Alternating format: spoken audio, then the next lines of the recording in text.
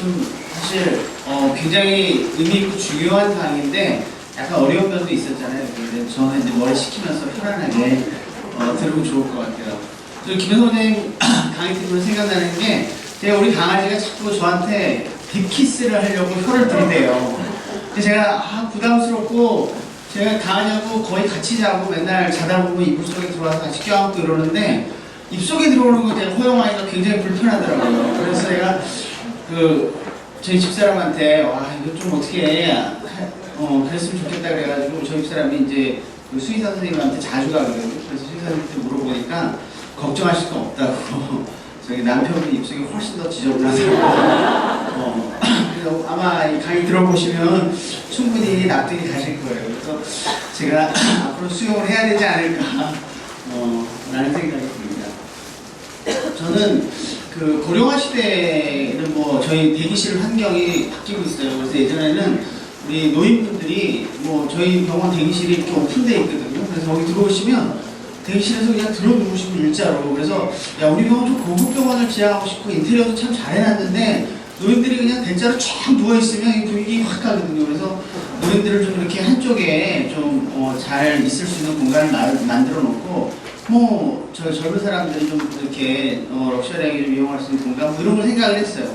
근데 어느 날 시간이 자꾸 지나다 보니까 대기실의 대세가 이제 어르신들이고 젊은 사람들이 점점 줄어들어요. 또 진료 시간도 나이 드신 분들은 길고 대기 시간도 길고 젊은 사람들 빨리 가고 이러다 보니까 그래서 이제 생각을 바꿔가지고 젊은 사람들을 위한 별도의 조그만 공간을 만들어 놓고 대부분을 이제 어르신들을 위한 공간이 돼야 되지 않을까 이런 생각이 들더라고요. 그런 것처럼 이 고령화 시대는 우리한테 어쨌든 우리의 행태도 많이 바꾸게 하는 것 같아요. 그래서 이런 시대에 이제 개인적인 측면에서 예방을 어떻게 해야 될 것인가, 그리고 또 우리 일을 하고 있는 우리 치과 병원 측면에서 예방의 의미, 또 생애 주기별 이런 것들을 위한 이제 맞춤형 건강 관리 방법 어떻게 할 것인가. 그다음에 우리 사랑하는 그룹 전체 세미나가 꿈에도 그리고 우리가 숱하게 여러 번 전체 워크샵을 하려고 노력을 했는데 이제 마침내 첫 번째 워크샵이 이루어졌어요. 그래서 우리 사랑하는 전체가 하나의 서비스 프로젝트로 어떻게 갔으면 좋겠는가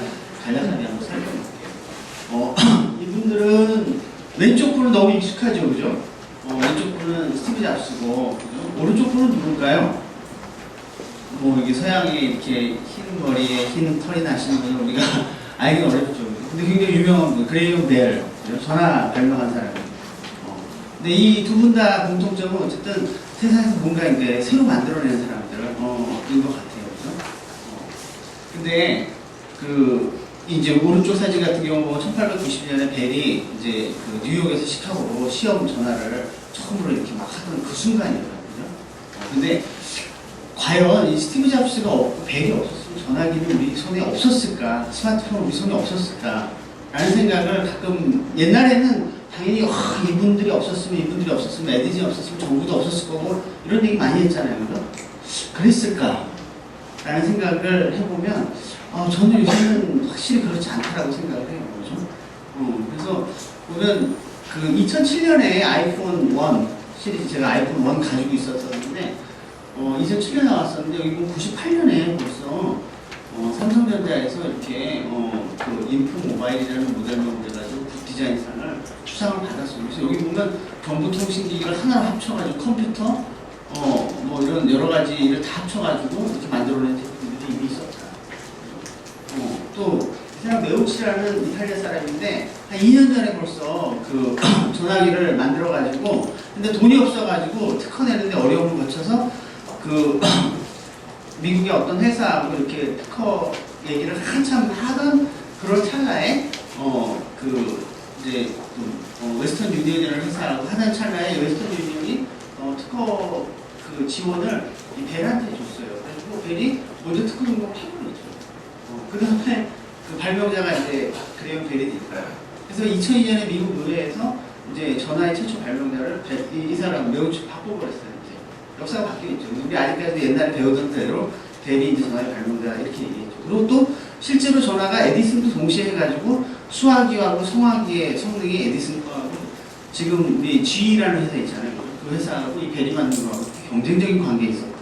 그래서 제가 이렇게 보면은 역사라는 게 흐름이 있는 것 같아요. 근데 이걸 사실 사람이 바꾸는 게 아니라 어떻게 가는 것 같아요. 근데 이게 아마 세상의 변화 방향은 사람들이 어떻게 욕망을 충족시키는 방향, 욕망이 있는 방향으로 가는 것 같아요. 그래서 이 방향을 잘 이렇게 잘 보고 그걸 잘 타고 따라가는 게 이게 이제 맞지 않을까 싶어요. 그래서 지난 10년은 분명히 넓은 집이 좋은 시대였고 큰 차가 좋은 시대였고 임플란트를 다 하고 싶었던 시대, 그리고 이 없이 막 살던 시대. 그래서 상하나무 치과는 여기 보면 보통 사람들이 이제 슬로우 어댑터도 있고 좀 패스트 어댑터도 있고 혁신가도 있고 뭐 이렇게 될 거예요. 근데 상하나무 치과 그러고 아마 요 패스트 어댑터나 혁신가로 이쪽이 있었던 것 같아요. 그래서 지금부터 한 10여 년 전에 보면 김현성 원장님이 꽤 유명한 임플란트 연자로서 활약을 막 하셨고, 또 강남의 김동석 원장님도 그러셨고, 또 저도 유기준 원장님한테 임플란트 배워갖고 뭐 이렇게 됐었던 것 같아요. 그리고 지금 또 우리 대구 상하나무의 그 최성 원장님이 가이드 임플란트는 아주 꽤 유명한 연자로 또 이렇게 활약을 하고 계시죠. 그리고 요거는 이제 얼마 전에 제가 역곡 상하나무 정태구 원장님한테 받은 사진인데, 우리 그 가이드 임플란트 대기업에서 막 하던 거를 정태구 원장님이 새로 엑스레이도 구입하시고 여러 가지 연구를 하셔가지고 스스로 이제 훨씬 더 편리하게, 지금 대기업에서 나오는 것보다 훨씬 더 편리하게 가이드 서저리를 직접 이제 만들어내셨어요. 좀 굉장히 감동받았는데, 그 뒤로 제가 만나지를 못해서 축하도 많이 못해줬는데, 그래서 우리 상하나무 치과그룹이 참 이렇게 확실히 패스트 팔로워들이 많이 있고 혹은 혁신가들이 많이 있어서 시장을 잘 이끌어 왔던 것 같아요. 그래서 제가 이렇게 보니까 지난 10년 동안에 다른 병원들이 벌써 한참 꺾어지기 시작할 때 상하나무 치과는 계속해서 올라가고 있었어요. 그 옛날에 그 10년 동안의 시장에서, 그런 시장에서. 근데 이제 저한테 이런 강의가 예방치과로서 나갈 길이라는 강의를 해야 되는 시대가 딱 왔더라고요. 그죠? 그래서 내가 보니까 이게 이제 숙명인가 보다, 이게 이제 시대의 대세인가 보다라는 생각이 들어요. 그리고 사실 저희도 많이 토의를 많이 했죠. 그리고 부천 사과나무 치과 그룹에서도 우리 토의도 많이 했고, 그다음 전체 이제 사과나무에서도 많이 얘기를 하게 됐던 것 같아요. 그래서 이것이 우리가 뭐 특별히 어떤 말로처럼 다 이렇게 개척해 나가기보다 이제 우리가 가야 될 길인 것 같아요. 그래서 사람들의 욕망들이 여기에 있지 않은가 싶습니다. 그래서 그 예방치과로서를 좀 구체적이고 심플하게 표현하면 뭘까 보니까 인터넷 막 뒤져보니까 9988-234 이런 말 많이 들어봤죠, 그죠? 99세까지 팔팔하게 살다가 이틀 앓고 3일째 죽는다. 되게 멋진 거 아니에요? 그죠? 그래서, 야, 이거 진짜, 이게 사람들의 욕망 아닐까, 그죠? 여기까지 가려면 건강이 있어야 되고 돈이 있어야 되겠죠, 그죠? 그래서 제가 작년에 8월 말 9월 초에 인터넷에서 한참 다뤘던데, 바보 슈미츠라는 이 할머니인데, 91세로 대구 캔단을 해가지고, 미국의 31개주를 91세에 시작을 했어요. 근데 이분이 자궁암 판정을 받았어요. 자궁암 판정을 이제 90세에 딱 받은 다음에, 그러니까 작년 5월에 자궁암 판정을 받고 나서 내가 여기서 병원에서 죽을까 생각해보니까 너무 싫은 거야. 남은 인생을 왜 이렇게 살아. 근데 미국 사람들이 다 돈도 많고 막 이럴 것 같지만 실제로 그 미국 사람들이 자기 주에서 태어나서 자기 주를 벗어나지 못하고 죽는 사람들이 대부분인데, 이 할머니도 그래서 용기를 냈죠. 그래가지고 남은 내가 죽을 때까지 여행을 가겠다. 그래서 이 동료인 강아지가 할머니하고 그 다음에 또 착한 아들하고 며느리가 있긴 했어요. 그래가지고 이렇게 미국의 31개주를 1년이 넘는 기간 동안에 쫙 여행을 했습니다. 여행을 하면서 이토록 그 아름다운 세상이 있구나라고 얘기했고, 내가 만난 사람들과 새로운 관계를 맺고 이 만난 사람들이 얼마나 소중한지를 나는 알아가고 있다라고 91세에 이야기를 했어요. 그리고 며느리가 올 8월 말에 이제 헤어져야 될 시간을 암시하는 글들을 쓰면서 돌아가신 분을 알려줬어요. 그래서 이게 너무 멋있게 살지 않았어요. 그리고 이게 심플하게 우리가 앞으로 살고자 하는 그 모습이 아닌가라고 저는 생각을 합니다. 이제 한국인의 평균 수명을 한번 보십시다. 우리 대기실이 바뀌고 있는 거 보면 여러분들하고 사실 우리 직원들하고 저희하고 뭐 한 20살 차이가 나는 이제 신입 직원들하고 이렇게 있는데, 보통 1년에 평균 수명이 0.6살씩 늘어난다고 그러더라고요. 그러면은 사실 저보다 10살 밑에 있는 사람들이면 기본으로 저보다 6살 많이 살 사람들, 그죠? 20살이면 12살 많이 살 사람들 그래서 심지어 어떤 어머니가 저한테 와가지고 저 나이를 이렇게 보면서 우리 애 임플란트 하기에는 오늘 나이 너무 많은 거 아니에요? 딱 이런 소리를 하더라고요. 그래서 나를 오래 맡기기에는 좀 불편하다라는 생각을 제가 그때부터 제가 이제 그 그죠? 이제 화장품을 2개씩 바르기 시작해서 옛날에는 그냥 대충 딱 치고 이랬는데 그 다음에 요새는 저한테 제일 소중한 게 물론 치과에서 하니까 치아도 소중하지만 머리카락이 너무 소중해요. 머리숱이 줄어들기 시작하니까 자신감도 떨어지고 그 다음에 이제 외모에서도 여러 가지 나이 들어 보이는 느낌들이 나기 때문에 그래서 우리한테 굉장히 이 노령화 시대에서 건강을 젊게 유지하는 건 굉장히 중요한 문제다라고 생각을 합니다. 그래서 보면 아주 급격하게 한국인의 평균 수명이 늘어나고 있다. 그리고 또 고령화 속도가 우리나라 세계 1위라는 거 너무 잘 알아요. 놀라운 일입니다. 프랑스가 100년에 걸쳐서 한 일을 18년 만에 했죠. 그리고 뭐 일본도 따라올 수가 없습니다. 초고령 사회로 가는 데는 불과 8년. 고령 사회로 65세 이상 인구가 7%이면 고령화 사회라고 14%는 초고령, 고령 사회, 그다음 초고령은 20% 이렇게 되면 이렇게 얘기를 하는데 너무 빠른 속도로 고령화 지수가 늘어나고 있다는 거죠. 그런데 문제는 지금 한 15년이 앞으로 살다 갑니다. 그래서 보통 보면은 평균 연령이 우리가 지금 81.9세인데 최빈 사망률은 85세입니다. 그래서 85세까지 된다면 건강 연령이 70세 정도니까 15년을 병 치료하면서 우리 살아야 돼요. 아까 9988, 234하고는 너무 거리가 멀죠. 그리고 사실 아프게 살 바에 차라리 죽어버릴래. 젊은 사람들끼리 이런 얘기 하죠. 물론 그 나이가 되면 함부로 얘기 못 하겠지만 어쨌든 굉장히 고통스럽고 힘든 나이다. 사실 아픈 사람들은 우리 보는 게 참 힘들죠. 그러다 보니까 또 의료비도 굉장히 많이 늘어나고 있어요. 2007년 이게 조사인데 2008년 조사인데 보면 남성이 7,415만 원, 여성은 8,787만 원. 여자들 좀 많이 씁니다. 특히 나이 들어서는 격차가 벌어지는 거 보면 제가 보기엔 지갑을 여성들이 가지고 있어서 안 주는 게 아닌가라는 이거 저 그냥 혼자 생각해요. 제가 지갑이 없다 보니까 그래서 우리 집사람이 나중에 안 주면 어떨까 해가지고 우리 친구들끼리 간병보험을 하나 들어야 되나 이런 생각도 한 적이 있는데 어쨌든 그리고 나이를 들면서 여기 보면은 이제 그 65세 미만 65세, 75세, 85세 이런데 85세가 여기 위에요. 그래서 나이 들면서 매달 쓰는 진료비 지출량이 훨씬 더 커집니다. 그러니까 고령화 시대로 갈수록 매달 병원에다 내는 돈들이 많아집니다. 의료비 부담들이 점점 더 많아요. 그래서 평생 의료비 지출이 오늘 2012년 기준으로 해가지고 남자가 1억 177만 원. 여기서도 여성이 많습니다. 1억 2,331만 원. 여자들이 훨씬 많죠. 그리고 전체 의료비 중 65세 이상이 쓰는 돈들이 한 55, 여자를 55%라는 것이죠. 그래서 우리 행복한 경로당 사업을 할 때 건강보험공단 지사장님이 너무너무 저희를 열심히 도와주세요. 공단의 진료비 아끼는데 행복한 경로당 사업이 너무 큰 기여를 한다고. 또 건강하게 해주는 게 너무 중요하다고 이렇게 많이 얘기해요. 그래서 평생 의료비들이 2007년부터 2011년까지만 해도 이렇게 쑥쑥쑥 아주 급격하게 증가를 하고 있어요. 또 고령화 지수가 우리보다 높은, 그래서 우리가 보통 한 56%였는데 일본이 한 62% 정도가 이 65세 이상의 노인들이 이제 전체 진료비 중에 65% 이상을 쓰는 정도로 이렇게 늘어났는데 일본 같은 경우 2010년 기준으로 3억 3천만 원 정도를 평생 진료비를 쓴다 이렇게 얘기를 하고 있어요. 그러니까 앞으로 우리도 나이를 먹으면서 진료비들이 굉장히 많이 늘어날 거다. 그래서 옛날에 그 SBS에서 스페셜한 건데 은퇴 후 30년이라는 프로그램에 보니까 은퇴하고 나서 30년을 이제 무직자로 새로 살아야 돼요. 그러니까 그때부터 이제 30년이면 사실 우리가 30세에서 60세까지인데, 그죠? 세상에 모든 일을 할 수 있는 나이잖아. 근데 60세부터 90세까지 똑같은 30년을 사는데 우리 어떻게 살아야 될까? 그죠? 근데 그래서 은행의 지점장까지 했던 사람이 나중에 병원비로 파산하는.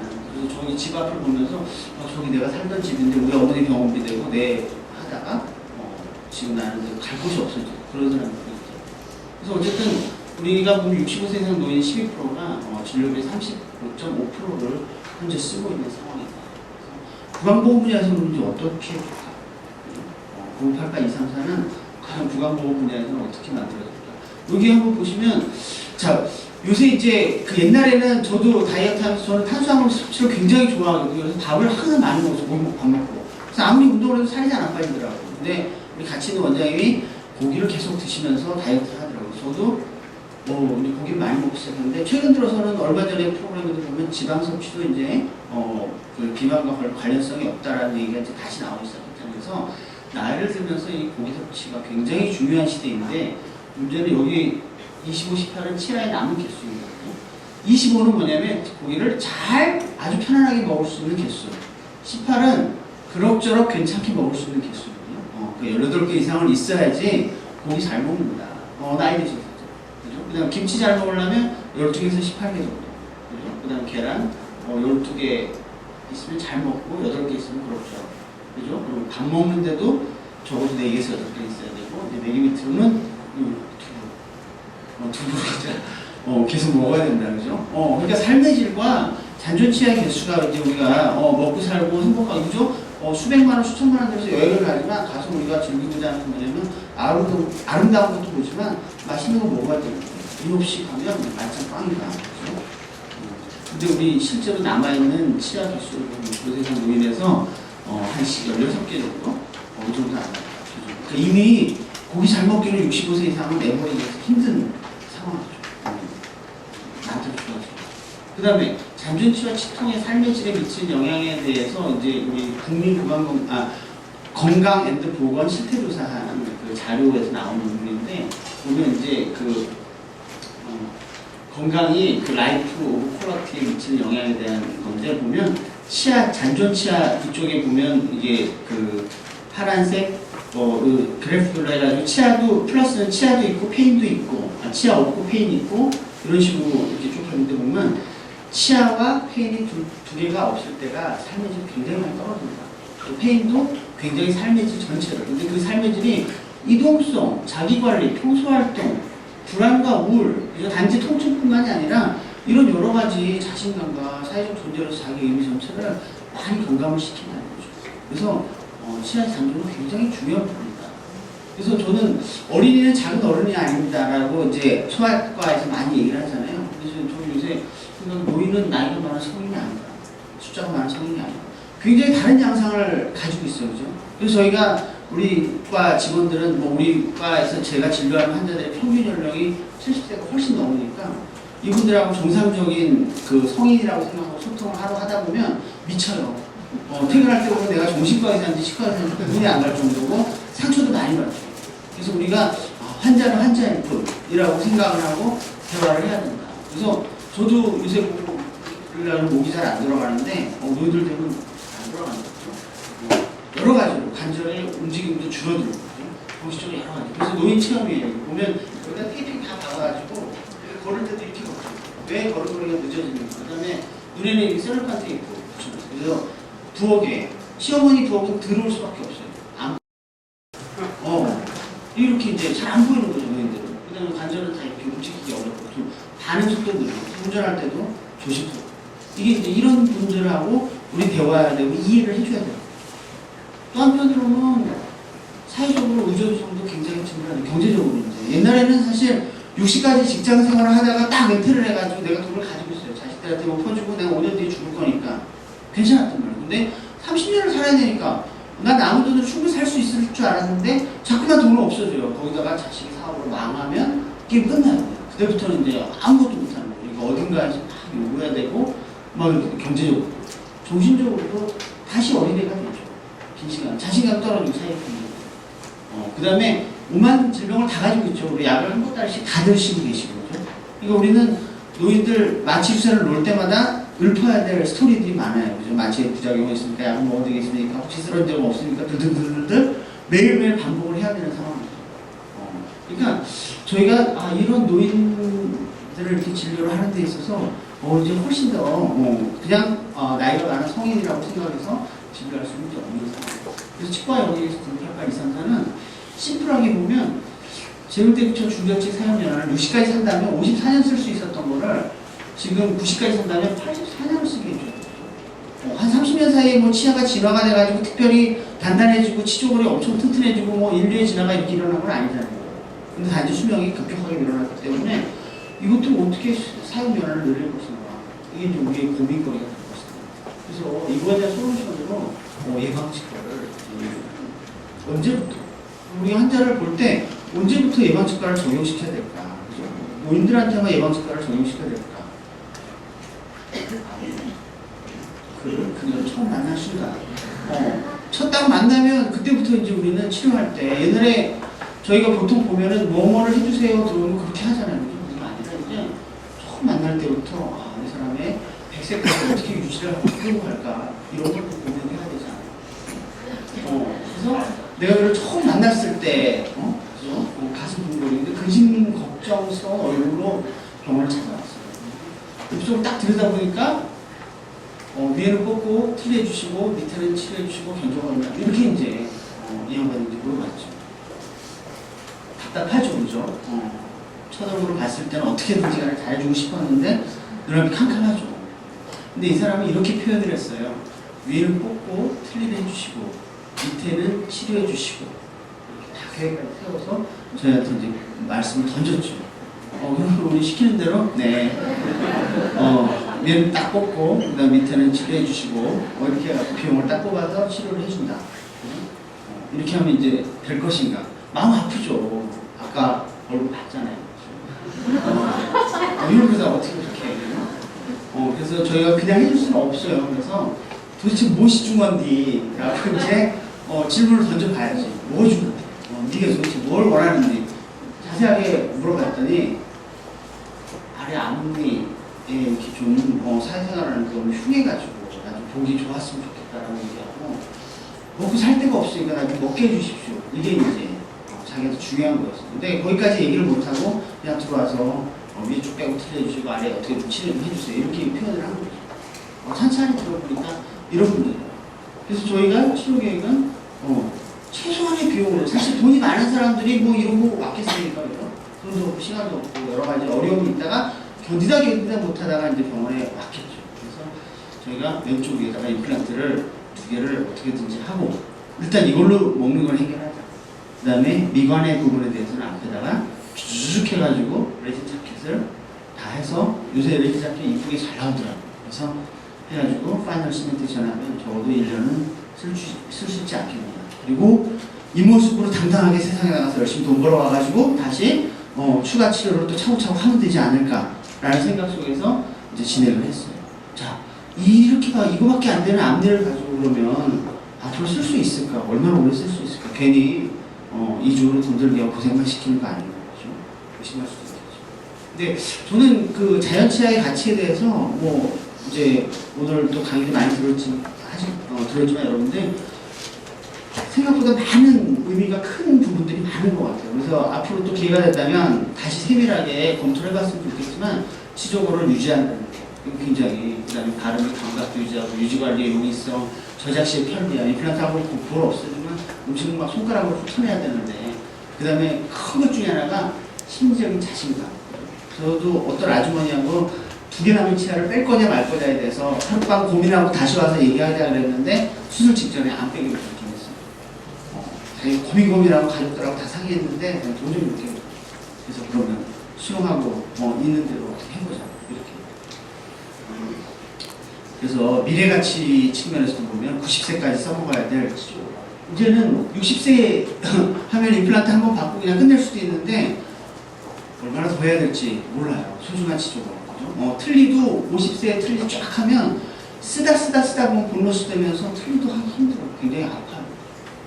그래서 삶의 질을 유지하기 위해서 아껴서 써야 됩니다. 처음부터 시작을 해야 됩니다. 제가 그래서 저분한테는 저런 치료 계획을 세워주고 그리고 나서 여러분들도 이제 생각할 때 그럼 저 앞니에 대해서 무리한 계획이 아니었나라고 생각을 할 것 같아서 제가 다른 분을 한 분을 모셔왔어요. 이분은 제가 좋아하는 분인데 저하고 만난 지는 꽤 오래됐어요. 그래서 99년에 처음 만났죠. 그때 38세였는데 제가 그냥 가상으로 치아 나이 65세라고 했어요. 여기 보시면 이렇게 왔어요. 왔는데 역시 경제적으로 좀 어려웠겠죠, 그죠? 그래서 이렇게 99년에 와가지고 이렇게 했는데 이제 그 치료 뭐 하여튼 뭔가 치료를 해달라고 왔는데 깝깝한 거예요. 왜냐면 경제적으로 어려운데 이걸 빼면 여기다 브릿지를 이것도 못해. 브릿지를 그렇다고 38세에다가 틀리를 하기도 그렇고, 그죠? 그래가지고 애를 모르겠다 그러고 일단 모르겠어요 저는. 그리고 치료 해봐가지고 어떻게 해보자고 천천히 생각하자고 당장 죽는 것도 아닌데 그죠? 그렇게 해서 한 해 한 해를 보게 됐어요. 그러다 보니까 이분이 다행스럽게 다행인가? 나이는 계속 먹어가고 있는데 치아 나이는 제자리에 그래서 꿈과 현실이 점점 이렇게 비슷해지고 있죠.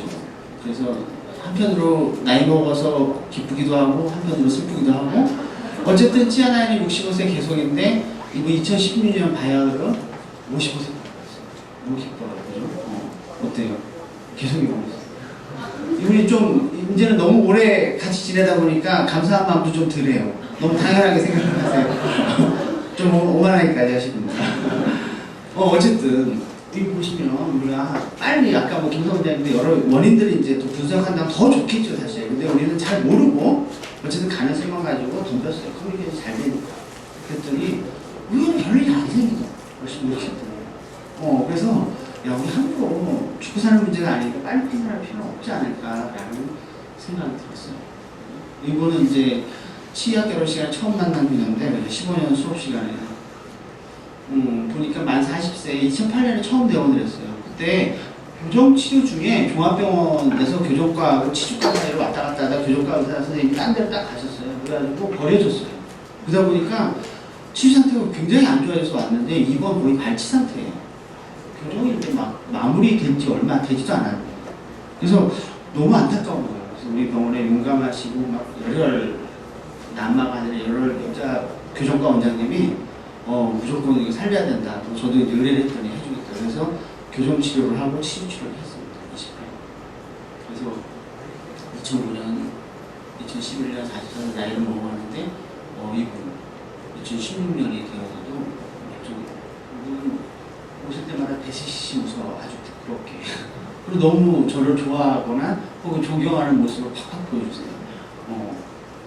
이런 만남을 가질 수 있다는 게 굉장히 행복한 일이 아닌가 싶어요. 자신감도 많이 생기고 이거 무조건 뭐 이렇게 뭐 아껴서 막 이런 게 아니라 좋은治療를 통해 가지고 삶의 질을 굉장히 높여줬던 케이스가 아닙니다. 그래서 우리가 이렇게 빨리 판단할 필요는 없다. 여러 가지 커뮤니케이션을 통해 가지고 다양한 시도를 할 수가 있겠다라고 생각합니다. 또 다른 분은 그죠?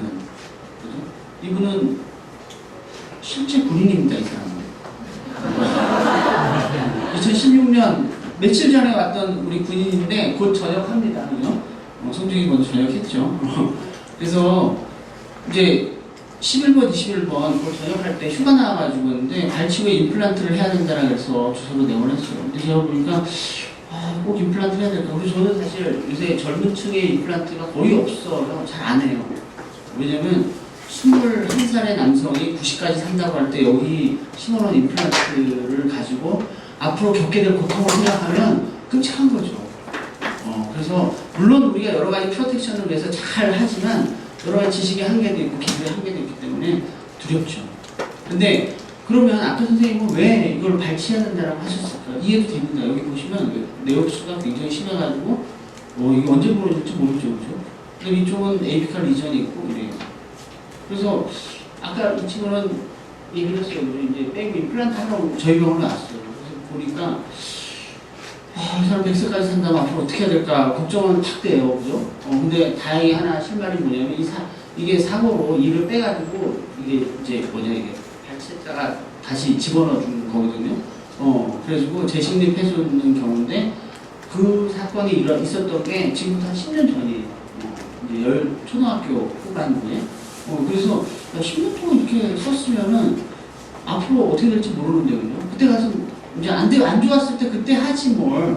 이런 생각으로 저희도 근데 우리가 이제 처음에 만날 때 보통 걱정하는 뭐냐면 내가 여기 크라운 씌워놨다가 오래 못 쓰고 해가지고 나중에 오래 쓰지도 못하고 이제 진료비 내고 했다고 이렇게 뭐라 할까봐 걱정이지만 이제 처음부터 잘 따져서 얘기를 하게 되면 뭐 그때 가서 다시 하면 되지 뭐. 잃을 거는 질코니아 2개, 크라운 2개, 그죠? 진료비 100만 원. 이게 단데 까짓것 21살 젊은 남자의 인생에서 그까지 100만 원이 대수량이죠. 이렇게 경유를 딱딱 해주고 과감하게 써라. 얘기해주고 우리 이제 정성을 다해서 치료를 해주겠다. 이렇게 해가지고 크라운 주고 가지. 문정 선생님 다시 해주고 이렇게. 그래서 이럴 때 이제 우리는 이거를 빼야 된다고 할 필요가 있을까? 너무 두려워할 필요가 없다는 거죠. 이 사람 은근 그냥 아니다. 이거 임플란트 한다고 한동안에 안 돼? 한 20년? 그 다음에 고철 치아문제로 좀 쳐도 발생, 뭐 이중부장 가능성이 있다. 이런 거도 있거든요.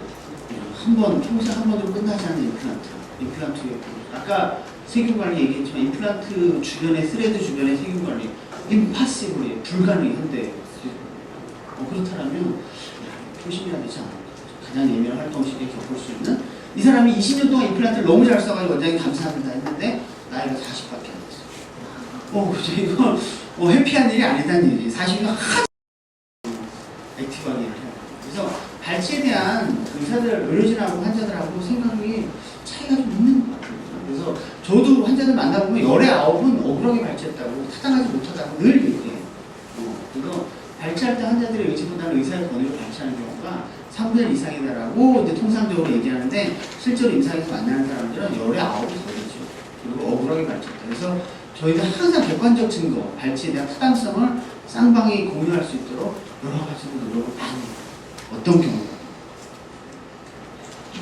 환자들이 와서 요새 예전부터 맨날 물어봐요. 이 치아 얼마나 오래 쓸 수 있어요? 라고 질문을 합니다. 그럼 제가 물어봐요. 제가 환자분이 언제까지 쓸지 제가 어떻게 알겠습니까? 전 모릅니다. 하물며 저도 이 치아가 얼마나 쓸지 모릅니다. 몰라요. 그래서 난 몰라요. 그죠? 단지 최선을 다해서 오래 쓸 수 있도록 우리가 가진 지식과 기술을 총동원해서 최선을 다해봅시다. 이렇게 하는 게 저의 이제 언제나 대답입니다. 그래서 제가 보기에는 이런 커뮤니케이션을 겪고 나서 그 다음에 진료를 이제 원만하게 우리가 원하는 이런 방향의 진료가 이루어질 수 있게 하기 위해서는 이 마음을 잘 읽어내야 돼요. 커뮤니케이션 잘해야 돼요. 그래서 뭐 주로 제가 맨날 얘기하는 게 치아가 왕창 팍 망하는 경우가 이혼 혹은 애인하고 헤어졌을 때. 애인하고 헤어지는 경우는 젊기 때문에 좀 덜 망하죠.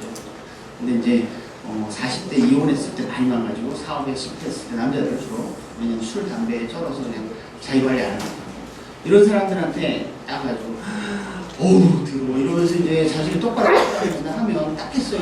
안 그래도 힘들어 죽겠는데 근데 이제 차곡차곡 문제를 이해해주고 도와주고 그죠. 그래서 우리 수녀님 한 분이 있었는데 수녀님이 구강건강이 너무 걱정이 돼요. 그래서 이분 나름대로 노력한다고 계란 흰자로 닦으면 좋다는 얘기를 들었어요. 그래서 계란 흰자로만 이를 닦는 거예요. 근데 계란 흰자로 매일 닦으니까 비린내가 많이 나요. 그러니까 수녀원의 수녀님들이 별로 안 좋아한대요. 자기 피하. 자기도 그것 때문에 또 스트레스 받는 거예요. 그래서 수녀님 그냥 치아고 닦으시라고 괜찮다고 절대로 말 안 돼요. 구강관리 하나도 안 돼요. 그래서 제가 수녀님한테 수녀님이 사실 나이도 있으신데 말 듣겠습니까? 그래서 밖에 나가면 대기실에서 막 신경질만 내시는데요.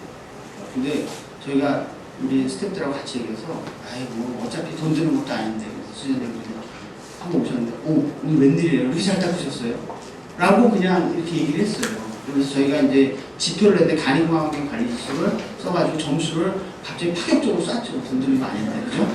그래가지고 뭐 저희가 80점 이상이면 아주 우등생으로 치는데 한 번 날렸어요. 제가 80점 딱 날리니까 수련님이 갑자기 너무 좋아하시는 거예요. 그래서 밖에 나가셔가지고 굉장히 좋아졌다고. 그 다음부터 달걀을 중지하셨어요.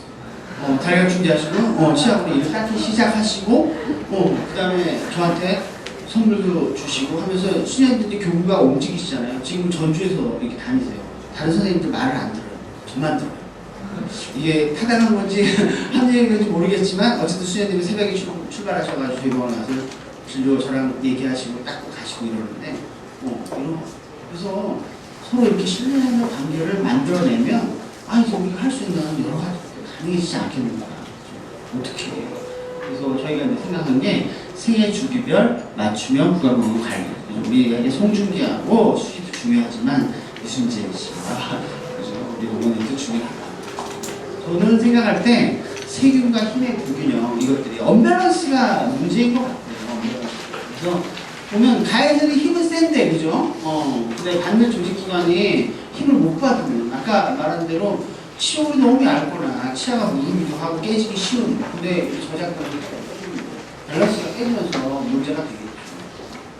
이런 부분들도 한번 고려해야 되지 않을까. 그리고 이제 그 선생님이 계속 강조하시는 세균 같아요.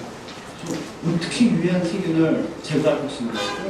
저희가 기존에 이제 구강건강 관리 방법에서는 이렇게 이제 연령별로 해갖고 10대면은 이제 그 전문가 치명세정수 스케일링 뭐 여러분들 예방에서 다 아는 연령 정도 이거는 이제 그 전문가입니다. 이렇게 해주는 거죠. 근데 이제 사과당에서는 저희 했으면 하는 게 이런 거예요.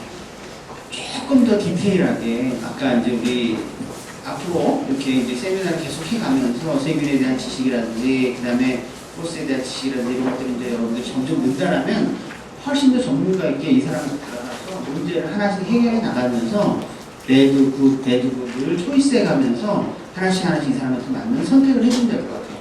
이 닦는 일은 진짜 어려운 일인 것 같아요. 저도 나이를 먹으니까 이 사이가 벌어지기 시작하니까 밥 먹고 나서 앞니뒤를 하고 손가락이 이제 들어가요. 옛날에 들어가지고 막 이랬는데 이제 어쩔 수 없어요. 여러분 나이 먹고 보세요. 할 수 없어요. 이렇게 할 수밖에 없어요. 답답해요. 그죠? 그 다음에 옛날에는 음식 먹으면 알아서 음식물이 이렇게 전자호통에서 교환면서 탁탁 올라오죠? 나이 지금 안 되는데. 손가락 또 들어가요.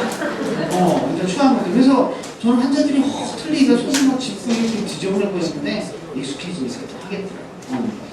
그래서 하나하나를 차곡차곡 찾아가지고 답을 하나씩 내주는 방식으로 개인 맞춤형 구강건강 관리 프로그램들을 차곡차곡 만들어 나갔으면 좋겠어요. 그래서 이 사람의 우리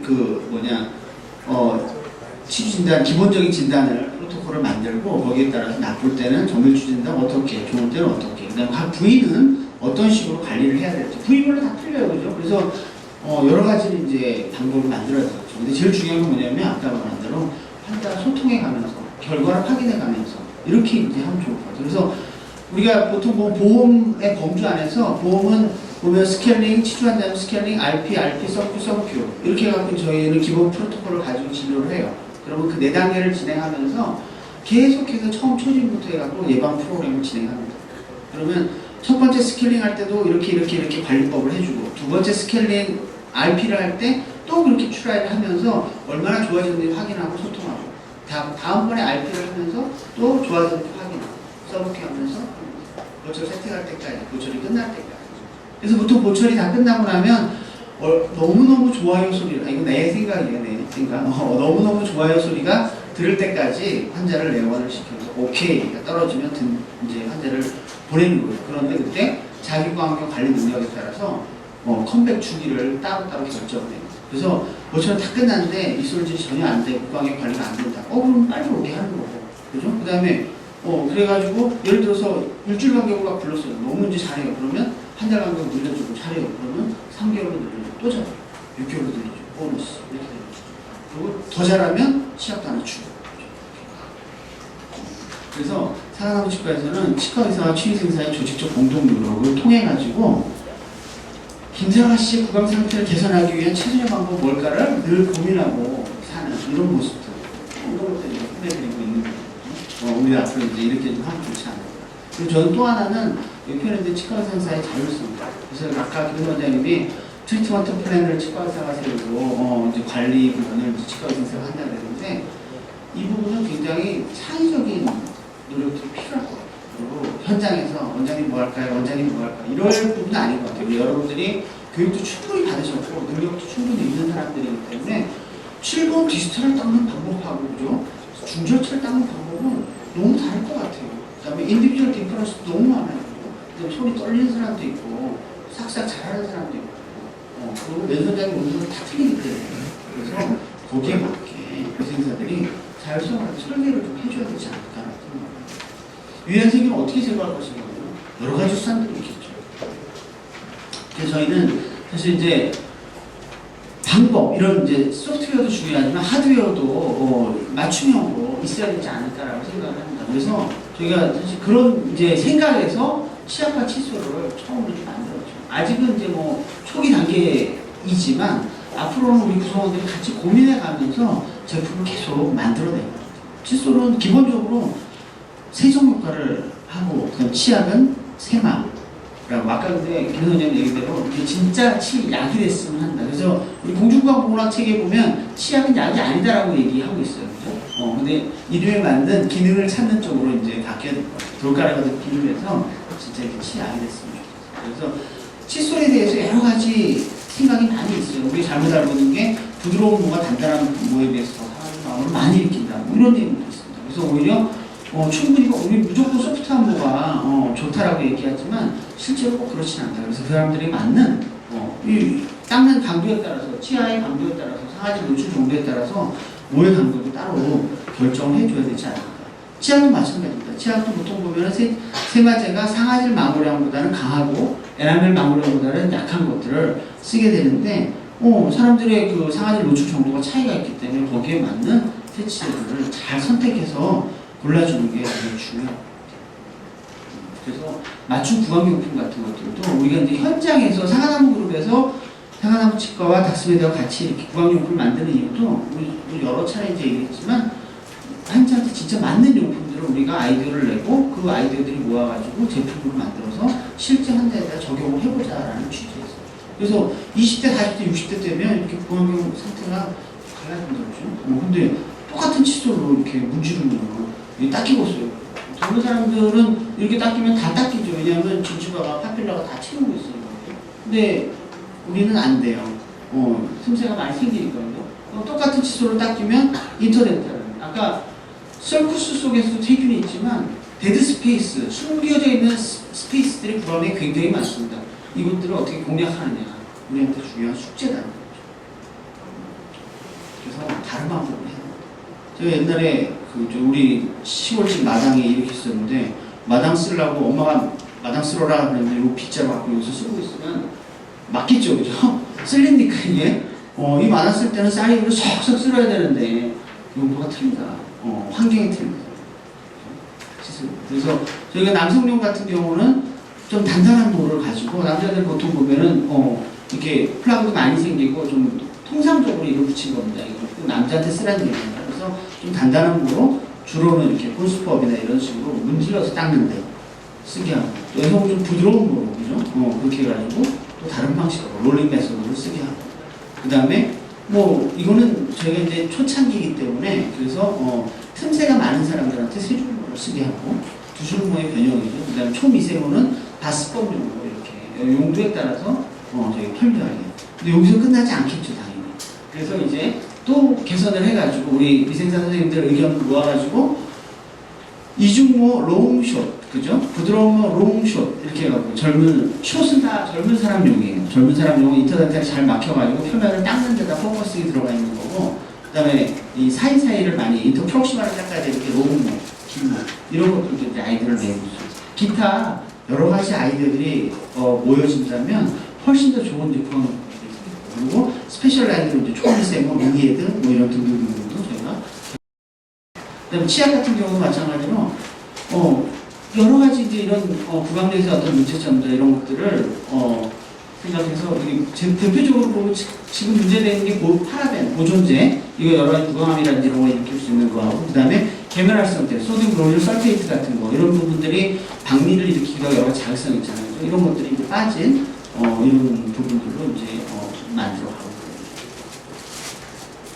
그래서 지금 이제 앞으로 또 우리가 이제 고민해서 준비한 치약 같은 경우는 보면 닥트러스트 2는 이제 자바클린 2의 후속 제품인데 색깔 변화를 체인지하면서 기타 이제 그 문제가 될 수 있는 부분들을 다 제거한 안전한 치약을 만들었고 그다음에 10인베드에 대항할 수 있는 이제 그 기능성 치약이죠. 그래서 10인 부분을 해결할 수 있게 요 염화칼륨과 일산화탄소를 나트륨을 넣고 그 다음에 또 하이드록시 아파타이트는 치료제 역할을 하면 동시에 연마제를 쓰지 않았을 대신에 연마제 역할을 일정 부분 할 수 있도록 이렇게 디자인을 했고 닥트러스트 제로 같은 경우는 먹어도 되는 치약 어린이라든지 아까 요양병원에 누워있는 노인들이라든지 이런 사람들한테 쓸 수 있도록 해가지고 완전히 삼킬 수 있도록 이렇게 이런 것도 만들어가지고 그래서 어쨌든 사람들이 필요한 곳에 욕망이 있는 곳에 우리가 좋은 구강 진료를 하기 위해서 하드웨어도 이렇게 만들어 볼 필요가 있지 않겠나. 그래서 어쨌든 헬스케어 시대에서는 의료진의 저희가 진료를 할 때 고생을 한다 이렇게 생각하면 너무 살기 힘들지 않을까 싶어요. 근데 문제는 환자들한테 좋은 걸 주고 환자들로부터 힐링받을 수 있는 이런 진료를 하는 시대가 됐으면 참 좋겠어요. 그래서 공감 참여할 수 있겠어요. 그래서 첫 번째는 뭐냐면 일단은 비전, 목표를 우리 이제 사과나무 치과가 오래됐는데 옛날 희망을 심는 사과나무 치과에서 이제 어떤 다른 부분에 아까 그 회장님이 말씀하셨듯이 그런 이제 새로운 비전을 하나를 만들어야 될 것 같고 그 다음에 조직 구성원들이 실력을 키우고 또 혀를 협력해가지고 이게 이제 현실화될 수 있게 공동 노력을 잘 풀어야 되지 않을까 싶습니다. 그래서 사과나무 치과에서 어떤 진료 방향은 기본적으로 100세까지 건강한 치아를 가지고 건강한 행복한 삶을 누릴 수 있는 길을 가면서 잠시 임플란트를 하러 나갔다가 잠시 발치를 하러 나갔다가 잠시 루트 플레이도 할 수 있으면 좋겠다. 근데 웬만하면 새끼를 좀 덜 샜으면 좋겠다 하는 생각입니다. 이런 목표로. 그래서 저희는 지금 같은 브랜드를 쓰고 있어요. 그죠? 같은 브랜드를 쓰고 있는데 브랜드라는 건 어쨌든 소비자에게 어떤 같은 이미지와 같은 것들을 해줘야 되는데 우리는 뭐 치과 의료 서비스니까 서비스가 동질화되지 않을까. 그죠? 그래서 신뢰가는 병원이고 건강을 지켜주는 병원 이렇게 이제 이미지 메이킹이 딱 돼서 사과나무에 가면 우리는 언제나 100세까지 건강할 계획을 세워가면서 이렇게 믿을 수 있는 진료, 내 건강을 지켜주기 위해서 우리 구성원들이 늘 힘써주는 병원이 사과나무 치과야라고 소비자들에게 포지셔닝 될 수 있도록 같이 힘을 합쳐서 하면 좋지 않을까라고 생각을 합니다. 역시 다시 한번 강조하지만 치과의사와 치과위생사의 조직적인 공동 노력이 굉장히 중요하고 위생사들의 자율성과 창의성들이 이제 훨씬 더 많이 요구되는 시대가 되지 않을까라고 생각합니다. 그래서 저는 100세까지 잘 먹고 잘 사는 삶을 사과나무 치과와 함께라고 환자들한테 늘 얘기할 수 있는 이런 사과나무 그룹을 좀 만들어줬으면 좋겠습니다. 네, 감사합니다.